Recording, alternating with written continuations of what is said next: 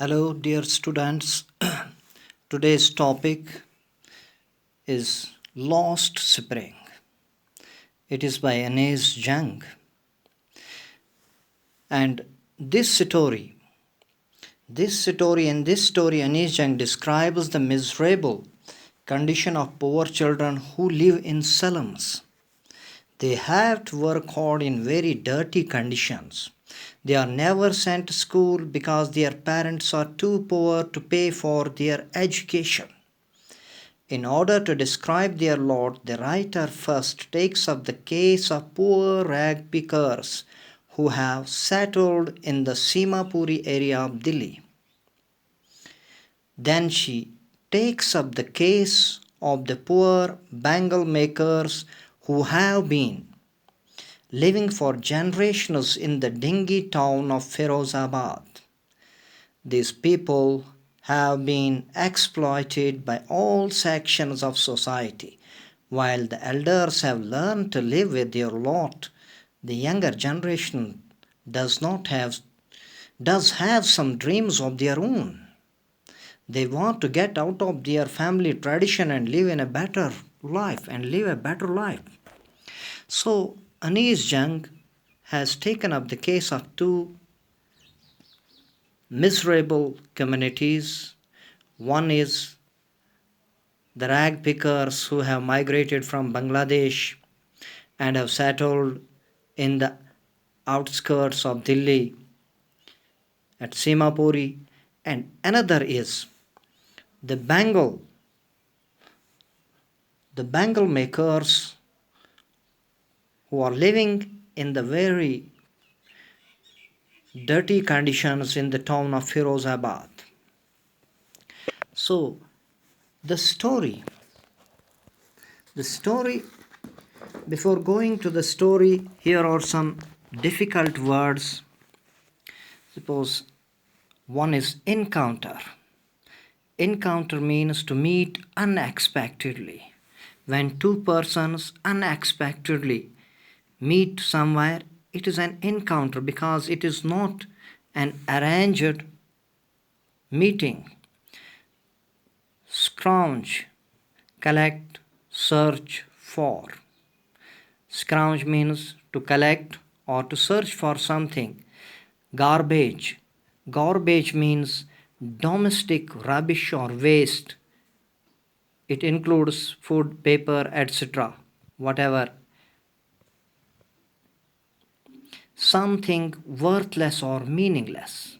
If we say about words, so these are something who are worthless and meaningless. Swept away, pushed suddenly and with a lot of force. Mutter, to speak in a very quiet voice.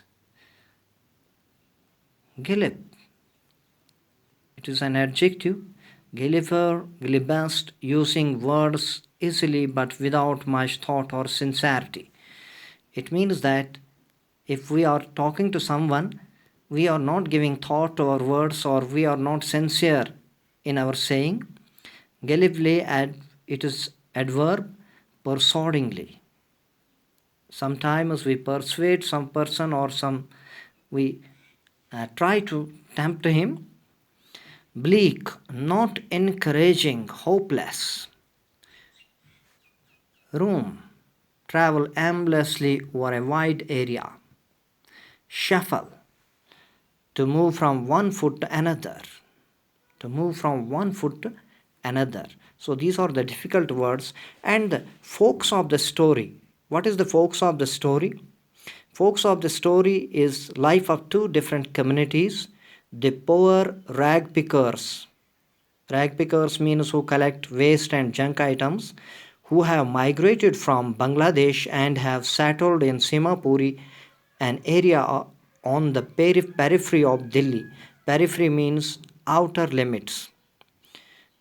And second community is the poor bangle makers.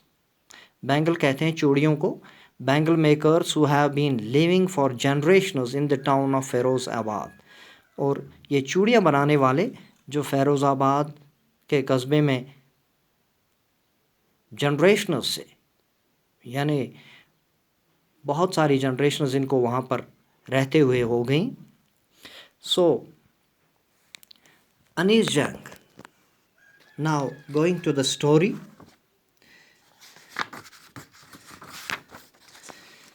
The story starts.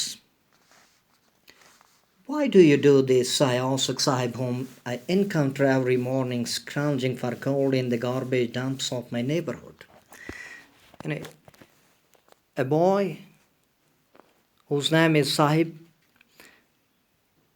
he encounters with the writer every morning. ہر صبح وہ اس کے ملاقات کرتا ہے اور وہاں پر وہ اسے کہتا ہے کہ تم اس کوڑا کباڑ میں سے کیا ڈھونڈتے ہو. یعنی کہ ڈمپس جو کوڑا کباڑ جو فضلہ گھروں سے وہاں پر ڈالا جاتا ہے تو اس میں سے شاید سونا ڈھونڈنے کی کوشش کرتا ہے.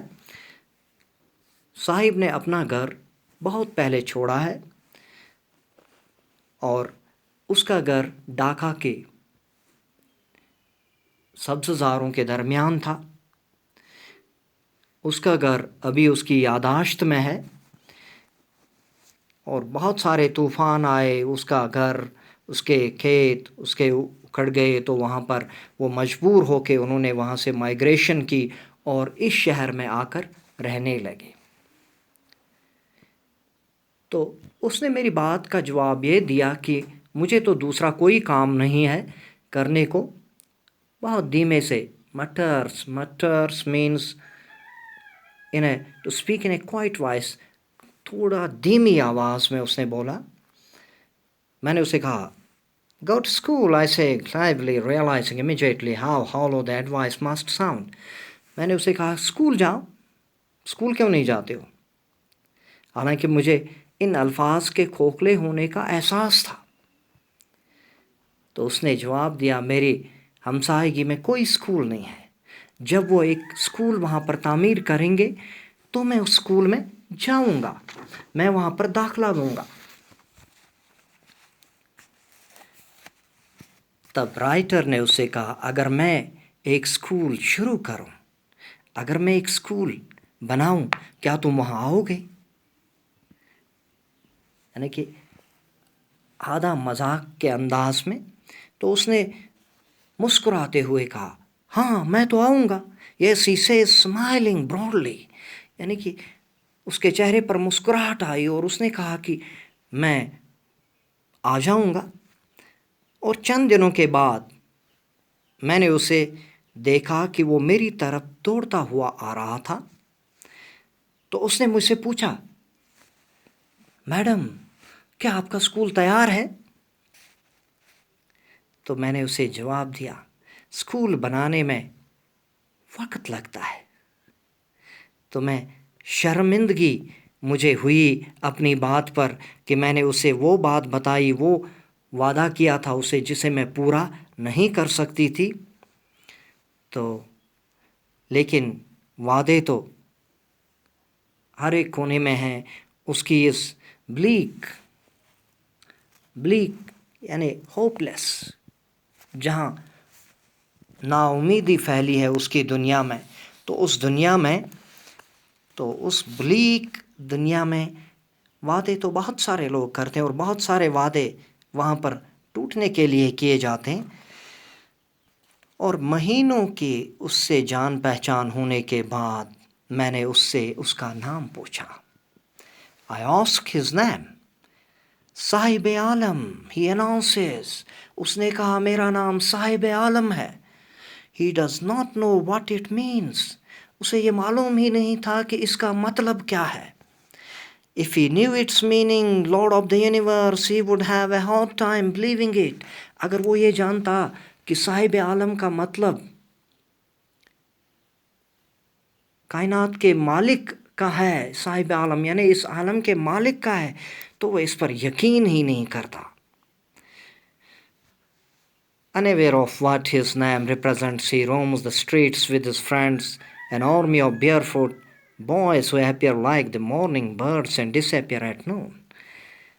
اب وہ اپنے نام سے بے خبر اپنے دوستوں کے ساتھ آوارہ گردی کرتا ہے, گلیوں میں گھومتا ہے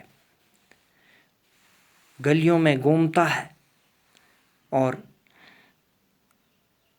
بغیر اسی طرح جس طرح صبح پرندے یعنی کہ وہ ننگے پاؤں، سبھی ننگے پاؤں، ان کے پاؤں میں نہ چپل نہ جوتے، صبح کے پرندوں کی طرح جو دوپہر کو غائب ہو جاتے ہیں. اور the months I have come to recognize each of them. اور چند مہینوں میں میں نے ان سبوں کو یعنی ریکگنائز ان کی پہچان ہوئی مجھے ان سب بچوں کی. Why are not you wearing chapels? I asked one. میں نے ان میں سے ایک سے پوچھا کہ تم چپل کیوں نہیں پہنتے ہو؟ یعنی میں نے اس سے پوچھا کہ تمہارے پاس چپل کیوں نہیں ہے؟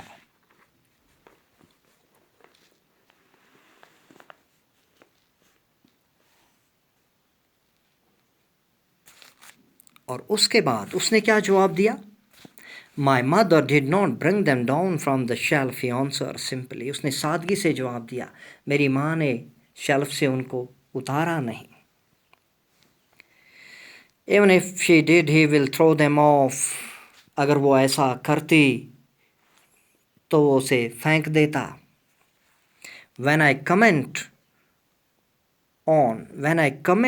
on it, he shuffles his feet and says nothing.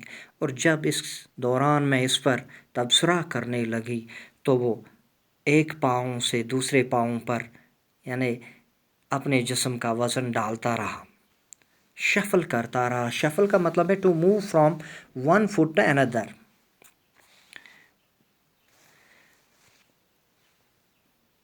اور اس نے کچھ نہیں کہا. I want shoes, says a third boy who has never owned a pair all his life. اور تیسرے بچے نے کہا کہ میں جوتے چاہتا ہوں، حالانکہ اس نے زندگی میں کبھی بھی کوئی جوتا نہیں پہنا تھا، نہ اس نے چپل دیکھی تھی. Traveling across the country, I have seen children walking barefoot in streets on village roads.